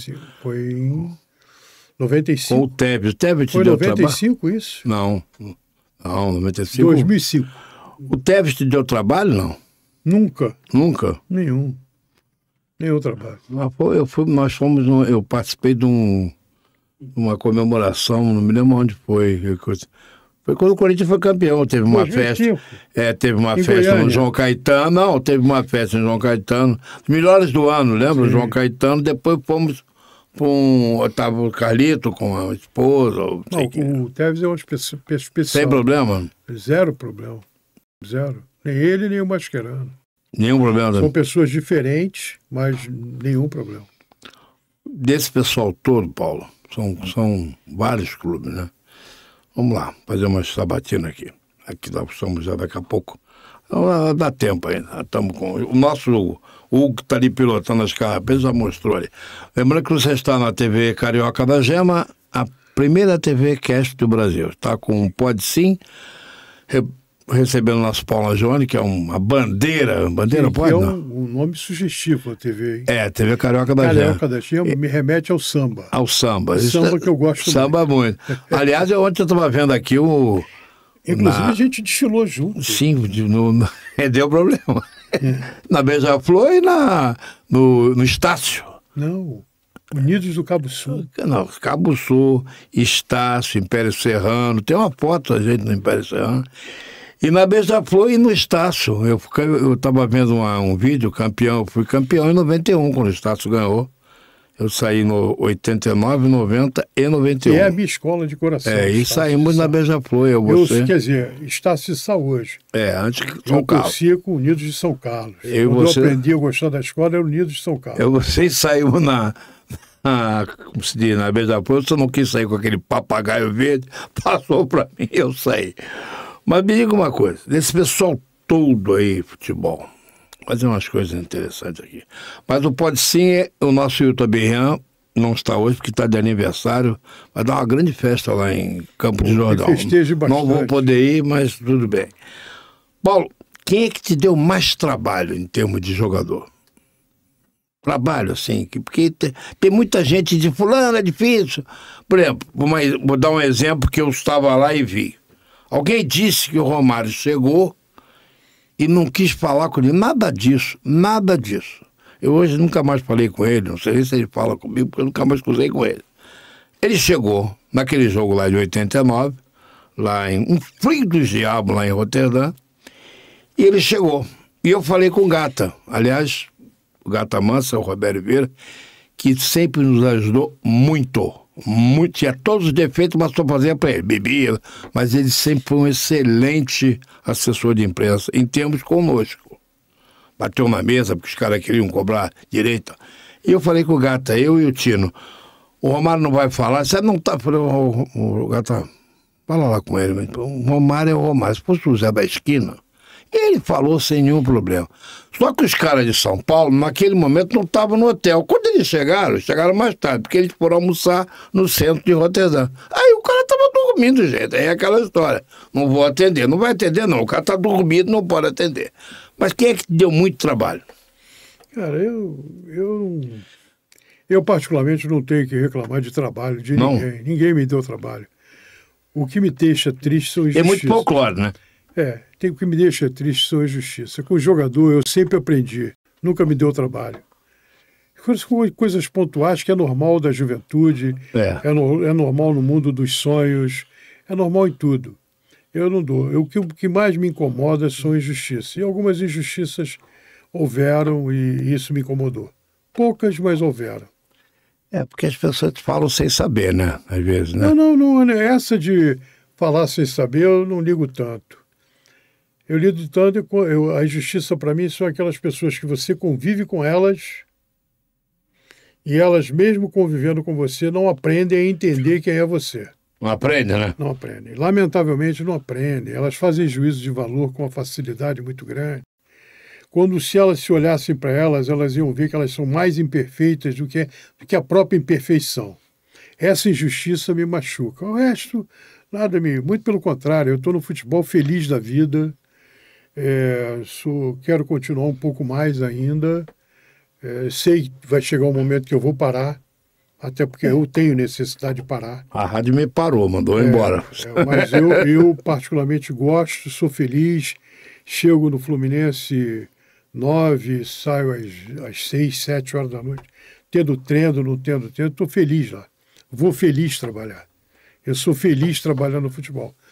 Nada me incomodou, a não ser as poucas injustiças que fizeram comigo. Injustiça sempre acontece. Injustiça de pessoas de convivência, não injustiça de fora. O cara me avaliou, meu trabalho, falou isso, falou aquilo. Isso não me incomoda. O que me incomoda é a injustiça quando você convive com as pessoas. Eu achei, por exemplo, a Copa de 90, eu achei eu não fui para a Copa porque passou um gênio lá e acabou com o futebol na rádio. Eu estava com tudo pronto. Não, eu não gosto de citar nome, nem não, vou citar. Não, sem citar nome. Na Copa de 90 eu não tenho nenhuma coisa que foi injusta para comigo, nada. Foi um Muito conjunto. pelo contrário. Eu tive uma injustiça nesse campeonato do gol de barriga. Ali tive uma injustiça grande que me machuca muito, é uma coisa muito mal resolvida do meu coração. Eu não sei já tentei por algumas vezes tentar consertar essa injustiça, mas o outro lado nunca quis sentar à mesa comigo. Acho que eu sei que é. Talvez porque ele tenha receio de sentar à mesa comigo. Só pode ser isso. Você inclusive, depois que o Flamengo perdeu o título, o Flamengo jogou no Nordeste. Tinha um jogo marcado. Você não foi, acho que você não foi. Eu sei que o treinador foi, que eu estava lá com ele. Foi lá em Aracaju, se não me engano.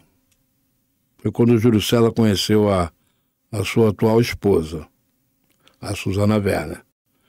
Nós ficamos num hotel, lá numa praia, não em Atalaia, numa outra praia lá. Foi quando aquele... como é que é? Eu vou chegar no assunto que eu já me lembrei. Um juiz de Aracaju, não sei o que, Marinho dos Santos, o nome primeiro não me lembro, expulsou o Romário e deu um trabalho dos diabos para contornar o negócio. E aí botaram o Romário na tribuna para ele dar autógrafo. Foi o único jeito para continuar, gente. Gilberto Marinho dos Santos. Eu não me lembro. Você não estava. Ele expulsou o Romário. Eu me lembro, não sei se você estava numa situação com arbitragem. Não, na Coraroche? Na Coraroche. Então, essa história é interessante. Essa história é incrível. Incrível. O Paulo, nós estávamos no Maranhão, certo? No interior do Maranhão. São Luís. Não, São Luís do Maranhão. Foi São Luís. São Luís do Maranhão. Eu, na Coraroche, estava habitando no Baixinho. Aí ele ia expulsar o Rondinelli. Estava colhendo um caso e era amistoso, né? Aí você entrou para falar com o juiz, cavaleiro, para tirar, você queria tirar o jogador, né? E ele deu um soco, né? Eu falei com ele primeira vez, era um jogo amistoso. Amistoso, um torneio. A torcida muito presente. Uma greve dos funcionários do Estado, a confusão danada. E tal. E aí vai pro jogo, ele expulsou um. Aí quando ele vai expulsar o segundo, eu entrei no campo e falei com ele. Aí disse assim, o senhor da outra vez veio aqui, o senhor foi a única pessoa educada que falou comigo. Aí daqui a pouco ele ia expulsar o outro, ia acabar o jogo. Aí eu entrei e disse, cara, não faz isso. Ele me deu um tapa na cara. Bateu assim no meu rosto. Aí você vingou anos depois. Na casa do prefeito de Blumenau. Anos depois eu fui encontrar esse cara lá no interior do Maranhão. Eu acho que foi em Codó. Não foi lá na Santa Catarina, não, que eles contrataram, não? Foi em Codó? Foi em Codó. No jogo amistoso. Você se vingou? Aí me vinguei, claro. Dentro da casa do prefeito. Depois pedi desculpa ao prefeito. Muito bom. Vim encontrar o cara Muito lá anos bom. depois. Ah, meu Deus do céu. É aquela história, quem bate esquece, né? É, quem leva não, Não esquece nunca. não esquece Foi nunca. o meu caso. Eu lembrei aqui de um fato Mas aqui é isso. com Você eu vê também. aqui quantas histórias existem nas nossas vidas, É né, Marcos? verdade, muitas coisas. Eu tava... Ô, Paulo, vamos fazer um bate-papo aqui diferente. Aqui. Me diga uma coisa. Vamos escalar um time aqui. Pô, Tem é difícil pipoca. pra mim Não, escalar não. time. Vamos escalar um time aqui. Você já viu escalar tanto time? Não precisa ser atual, mas pode buscar onde você quiser. Um goleiro. Ah, cara, é difícil pra mim, Mário, falar Um goleiro, o time, porque qualquer um. eu não gosto de ser injusto Então eu com vou te ninguém. dar 3. Eu trabalhei com muitos jogadores excepcionais. Muitos jogadores excepcionais. Talvez eu possa dizer para você que o mais excepcional de todos foi aquele que nunca ninguém acreditou. Roberto. Não, que foi o cara que, quando eu conheci, com 15 anos de idade, já era indisciplinado por natureza. Foi o Romário. Ah, o Romário, jogador. Esse foi realmente... Eu trabalhei com muitos jogadores brilhantes, muitos gênios, como eu convivo hoje com o Ganso. O Ganso é um mágico jogando bola. É mágico. É um mágico. E o Romário, para mim, ele é a excepcionalidade da excepcionalidade, porque ele já nasceu todo tortuoso. Com 15 anos, ele era proibido de entrar no clube, cara. Olha que loucura, naquela época. Foi assim que eu conheci o Romário. Então o Romário passa a ser a excepcionalidade da excepcionalidade. Agora eu trabalhei com muitos grandes jogadores. Então é para mim muito difícil, em 43 anos de vida esportiva, montar uma seleção. Montar um time de Agora, futebol, porque você é injusto com muita essa gente. seleção que Vi você alguns jogadores que um quantos deles sumiram? você conviveu, que nem o falecido Nova Monteiro, que era o craque da ortopedia no Brasil, acreditava que ele fosse voltar a ser jogador. E esse jogador voltou a ser, foi campeão do mundo pelo Porto, fazendo gol, foi campeão no Vasco, foi o Celso. O Celso, é. Naquela época, ele praticamente era um jogador descartado pela própria medicina. Me lembro que o Cláudio Adão, por um incentivo do Cláudio Adão, a gente mandou esse rapaz para o Nivaldo Balda, em Campinas, que era o grande fisioterapeuta da época. Ele ajustou o cara de uma tal forma que o cara voltou a jogar, foi emprestado para o Remo de Belém. Nós interrompemos o empréstimo para ele voltar para o Lopes, colocar naquele time de 82 que ele foi campeão. Campeão, depois foi para o Porto e depois brilhou. Virou uma lenda no futebol. Então essas são histórias bacanas. Esse foi um cara que superou tudo. Em contrapartida, a gente tem um outro que você conviveu, que era um atacante brilhante, que foi levado para o Vasco pelo Gaúcho, chamado Celso, que teve uma lesão de ligamento cruzado. Naquela época era pouco comum. Ficou 1 ano e pouco parado e ele era um atacante magistral. Foi quando surgiu o Valdir. Muita gente, muito jogador Eu gosto para de no falar caminho, dessas né? pessoas. Muita assim. gente para no caminho, né? Esse Celso, brilhante. A gente viu, por exemplo, o Pituca, que jogava uma barbaridade nos juniores, não conseguiu os filhos. Agora mesmo no Fluminense. O Fluminense tem uma geração magnífica, 2007, magnífica. É difícil numa geração você olhar... Eu vale dizer que o futebol de menino é uma coisa, o futebol de homem é outra, né? Não, mas hoje já mudou. não existe mais menino. Não, né? Porque o jogador, hoje, não só o mercado se tornou precoce, mas com um aproveitamento também é precoce. Aquele cara do Barcelona tem 17 anos, já mal, gente. O Hendrick. É o Hendrick. E o menino hoje lá... É o Estevão que vai agora, vai outro. Agora, me diga uma coisa, Paulo, já que você tocou nesse assunto, muitos vão ficando pelo caminho, nem todos ficam ricos, a grande maioria não fica nem perto de rico, né? O jogador nem perto de rico. É muito seletivo. Muito seletivo. Mas você falamos em premiação, porque nós estamos aí recentemente, te surpreendeu já que é um assunto atual, o Vinícius Júnior não ter ganho a bola de ouro? Me surpreende muito. Eu espero Eu não gosto de fazer pré-julgamento de ninguém. Eu espero Que não tenha sido racismo? que não tenha sido nenhum fator fora do Fora campo do campo. que tenha determinado que o Rodrigo seja a bola de ouro e não ele. Ele ficou até sem graça ao receber o troféu. Eu vi uma declaração do Carlos Ancelotti, que é um excelente treinador e que ganhou também, que eles não iam porque nem o Vini Júnior, nem o Carvajal iam ganhar a bola de ouro. Não pode nem comparar um com o outro, porque na frente do Carvajal tem um monte de gente, inclusive o que ganhou. Eu acho que há uma... Você não acha que há uma prevenção contra o Vini Júnior? Pô, eu custo acreditar que seja verdade. Eu custo acreditar que seja verdade. Eu acho que escolhas dos treinadores, que quem escolhe são os treinadores, né? Não, jornalista também. E o jornalista também. Eu espero que seja isso. Que não seja outra coisa a não ser o campo.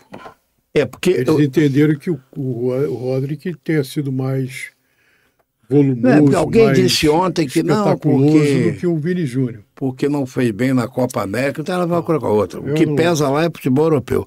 Agora, Eu acho justo ele não ter ganho e dentro do campo. Dentro do Acho- campo, né? A Espanha é Espero que o julgamento tenha sido só dentro do campo. Você já esteve lá na Espanha, eu estive lá várias E se vezes. for feito fora do campo, tem que banir essas Tem que pessoas banir. todas.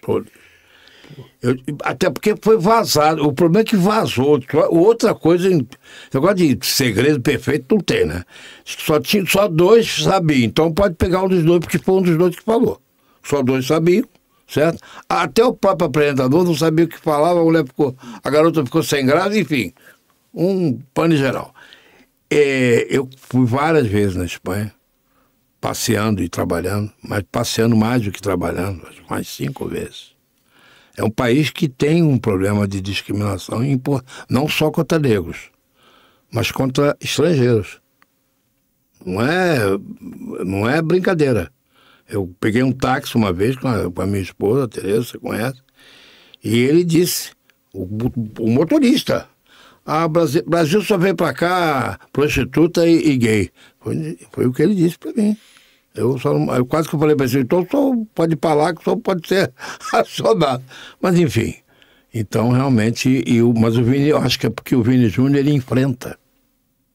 Não seria isso? Ele está certo, né? Ele está certo, mas os caras querem que ele se cale. Né? Como vai se E calar? por que ele não rende na seleção? Aí é a pergunta, o que rende não é o André. Eu acho que a seleção passa por um momento de transformação, cara. Tudo que acontece na seleção é a transformação do próprio futebol. O futebol brasileiro hoje ele tem uma dificuldade muito grande que hoje a grande maioria dos jogadores estelares estão fora do Brasil e saem muito cedo, tem outra educação. E é muito difícil. Aí quando você volta, você tem um tempo muito curto para trabalhar esses jogadores. Não só na prática do jogo, como culturalmente, de se readaptar a uma cultura nossa, entendeu? A cultura lá é totalmente diferente, a independência é diferente, tem tudo uma coisa diferente. Aí quando você volta, é muito pouco tempo para tu ajustar essas linhas todas.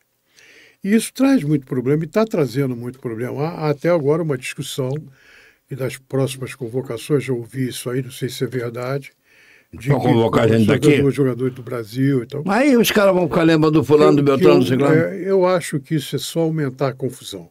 Hoje saiu uma notícia que o Neymar, que às vezes é um problema, às vezes é uma solução, há muito tempo isso é problema, infelizmente, que o Neymar só vai ser convocado em 25. Em 24 ele não vai. Essas coisas, são coisas que são vazadas que eu não consigo entender. Era melhor você fazer um planejamento do que você pensa pós-classificação, como é que você vai viabilizar as coisas. Que classificar vai, né? Porque classificam 6, é muito né? difícil, né? A Copa do Mundo está num momento também, uma data transição, muito complicada, que é quando os caras estão na exaustão, é que você convoca eles para uma competição que teoricamente seria a maior competição mundial, né? E os caras estão, quando eles estão mais necessitados das férias. É muito confuso isso. Ô Paulo, para fechar, me diga uma coisa, tem 2 coisas para fechar. A primeira dela, fala do Fábio, do goleiro. Ah, Sabe por quê? genial. Porque eu considero o Fábio uma pessoa injusta, isso pega muito, gente. Só não está pegando bala de revólver aí. Tá isso foi um... Fala aí. Isso é um grande acerto. Um dos grandes acertos do presidente Mário Bittencourt. Ele tem muitos acertos. Esse foi um dos grandes acertos dele. Um dia ele me procurou e disse, pô, estava acontecendo aquele problema com o Cruzeiro não ia renovar o contrato dele e tal. Um absurdo, por sinal. Ele chegou para mim e disse, Paulo, vamos contratar o Fábio, goleiro. Ele não trabalhou contigo no Vasco, trabalhou o Fábio, não. Eu digo, pô, eu disse para ele, é o teu sentimento? Então vamos. Eu também compartilho com você, vamos. Mas a ideia dele, brilhante ideia. E aí a gente veio trabalhar com o Fábio. Eu nunca tinha trabalhado com ele. Pô, o cara, eu até hoje não entendo. Eu também não entendo, é por isso que eu estou te perguntando. Graças a Deus que ele está do nosso lado. Porque ele, além de ser um homem imenso, ele é um goleiro... Rapaz, ele consegue fazer coisas hoje que é incrível. Ele tem 44. 44. Eu não sei como é que ele não foi para a seleção brasileira. Palavra nenhuma. Ele teve uma passagem, eu acho que rápida. E ele sempre foi grande goleiro. Sempre foi. Ele saiu do Vasco, não sei se saiu bem ou mal, não me lembro como é que foi. E acho que... Mas ele já saiu um grande goleiro. Foi pro Cruzeiro, e no Cruzeiro ele ganhou tudo, gente. Não, ele é... E o Cruzeiro fez Ele é magnífico. Passou um gênio lá e liberou, né? Que são coisas que acontecem. O cara que fazer o que ele faz, ele é digno de muito, muito elogio. E o Thiago Silva, como é que tá? O Thiago, você conversando com ele sobre futebol, e eu ouvi uma conversa dele sobre futebol, ele é fascinante. Fascinante. O conhecimento que ele tem de futebol é uma coisa rara. Já que nós estamos já no dia a dia aqui, e é a nossa parte final, vamos aqui. Ontem o Atlético empatou com o River Plate, e hoje, daqui a pouco, nós vamos ter o Botafogo, que deverá passar, porque 5-0 só se virar o estádio de cabeça para baixo. Não vai dar.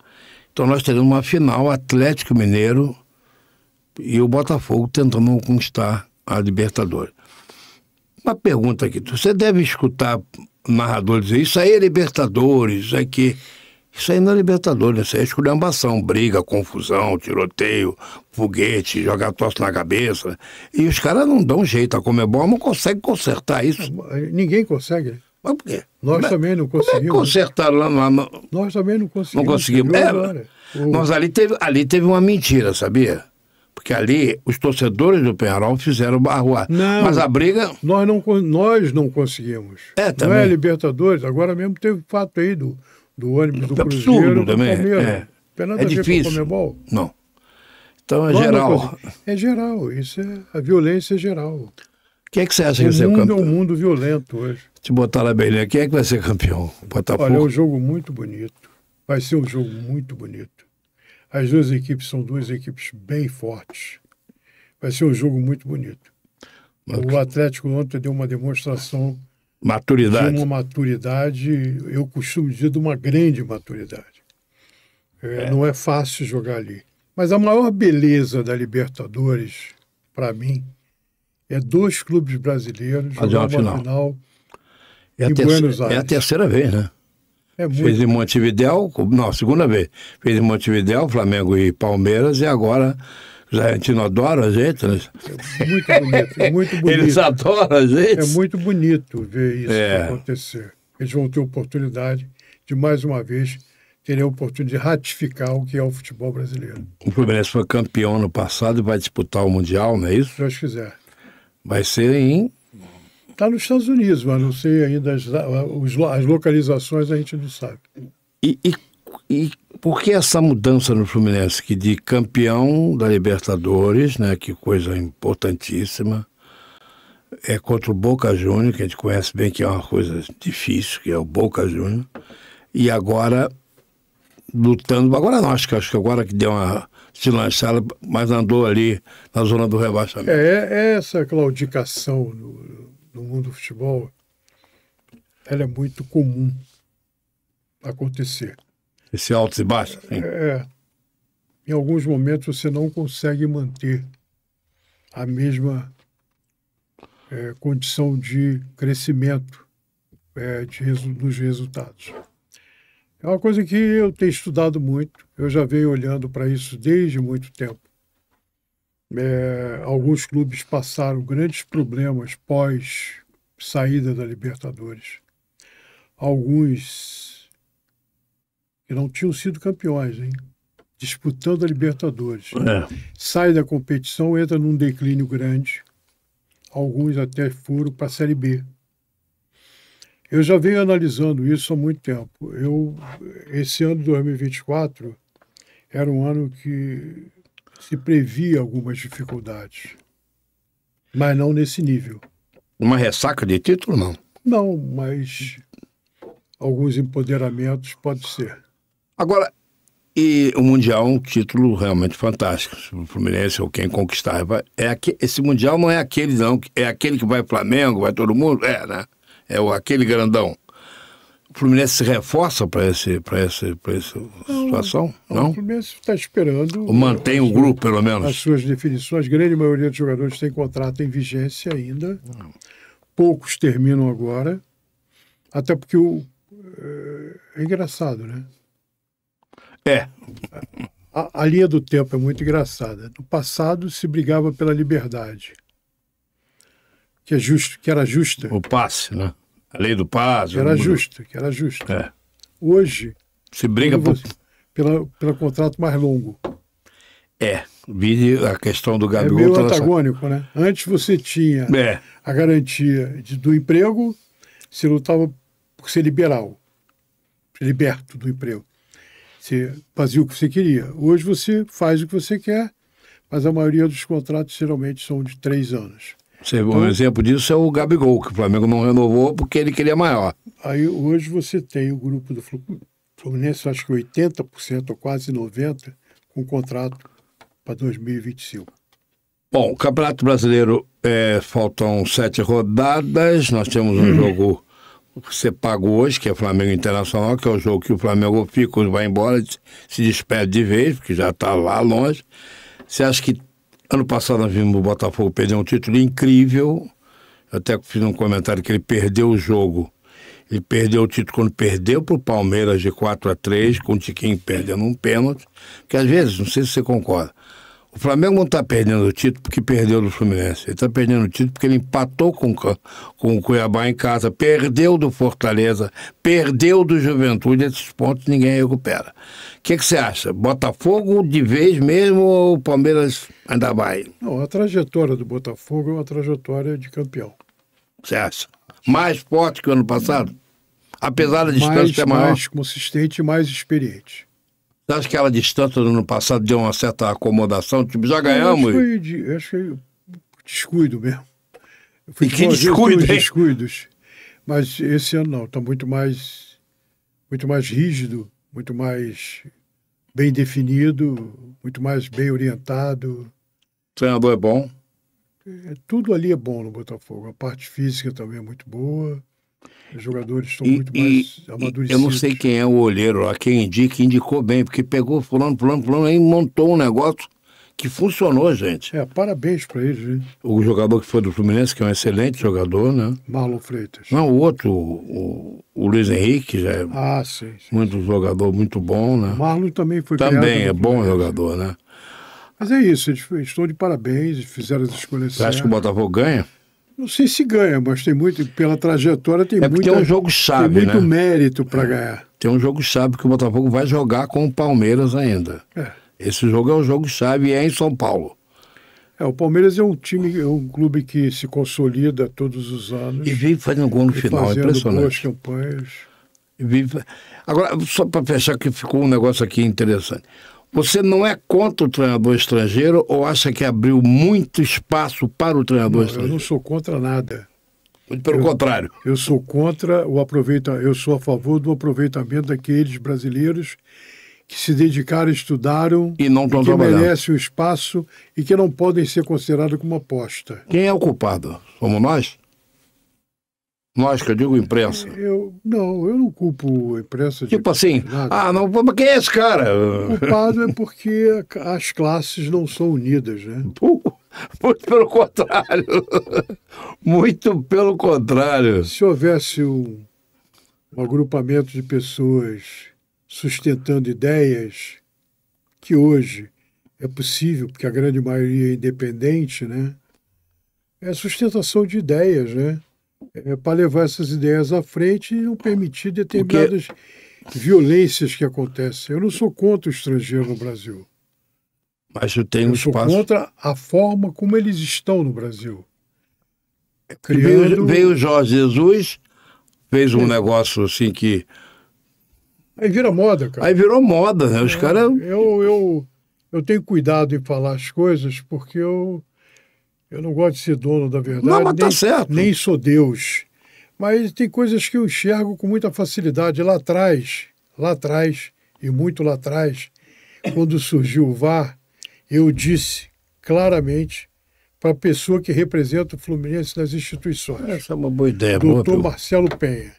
Eu disse a ele, isso aí vai ser o descrédito definitivo da arbitragem do campo. E está acontecendo aí. Você vê como é que numa rodada você suspende 3 juízes e 3 pessoas do VAR. Não, mas tem um detalhe também, demora muito, aí né, hoje Paulo? Você tem a dúvida do VAR e você tem a dúvida do cara do campo.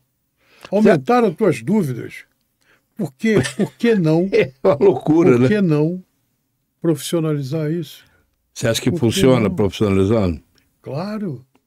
Eu acredito sempre no aprendizado, na pessoa que vive daquilo aprendendo.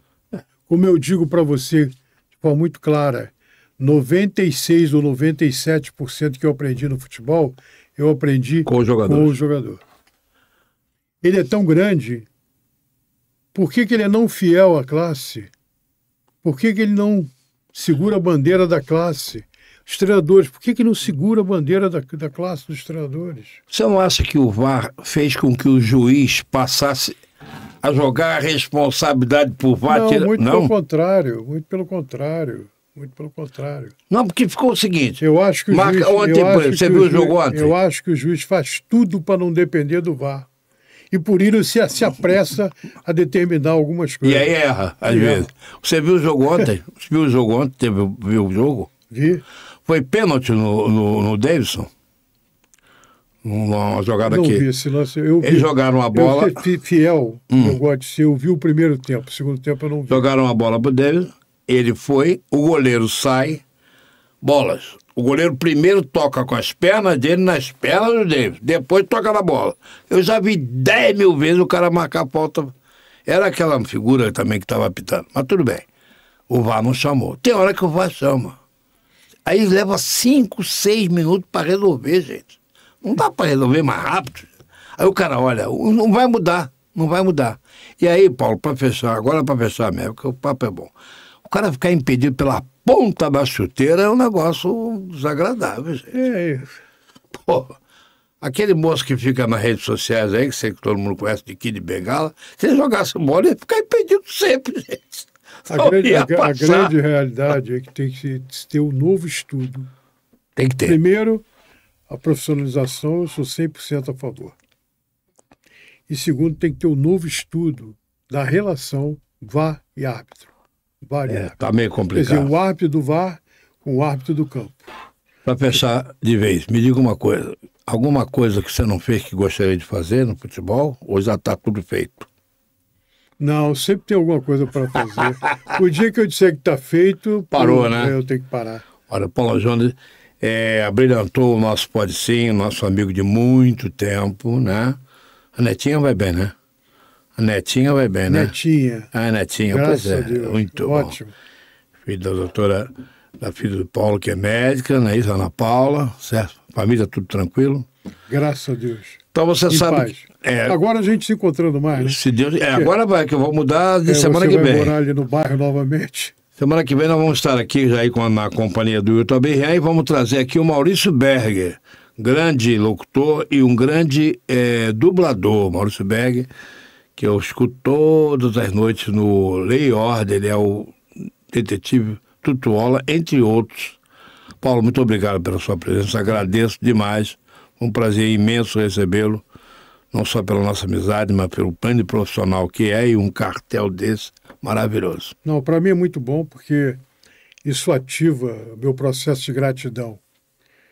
Você foi uma pessoa que me viu crescer no futebol, ou seja, crescemos juntos, né? É verdade. E a amizade continua. Na época que você era o supervisor classe A. Eu sou uma pessoa que poucas vezes me permito a estar falando para outras pessoas, eu sou muito discreto, mas o convite seu não tinha possibilidade de negar. Possibilidade. Uma perguntinha rápida, antes de você encerrar. Você se candidataria a algum cargo político outra vez? Nunca. Lembrando que o Paulo se candidatou a vereador em Partido Alferes. Isso aí é loucura. Você ainda tem a casa lá? Não, tenho a casa. Ah, legal, legal. Isso é loucura. Paulo, então, muito obrigado. Muito hein? grande. Um abraço mais uma vez ao Abirrian. Melhoras grandes ao nosso amigo de Noel. Vascaíno de Noel. E muito obrigado pelo convite. Me senti bem à vontade. Você volta quarta-feira comigo no Pode Sim, um podcast na TV Carioca da Gema, a primeira TV Cast do Brasil. Eu estarei ao lado do Abirrian e o nosso convidado será o Maurício Berger. O nosso Hugo moderou ali os graves e agudos e dá aquela repaginada final. Um abraço, gente. Tchau.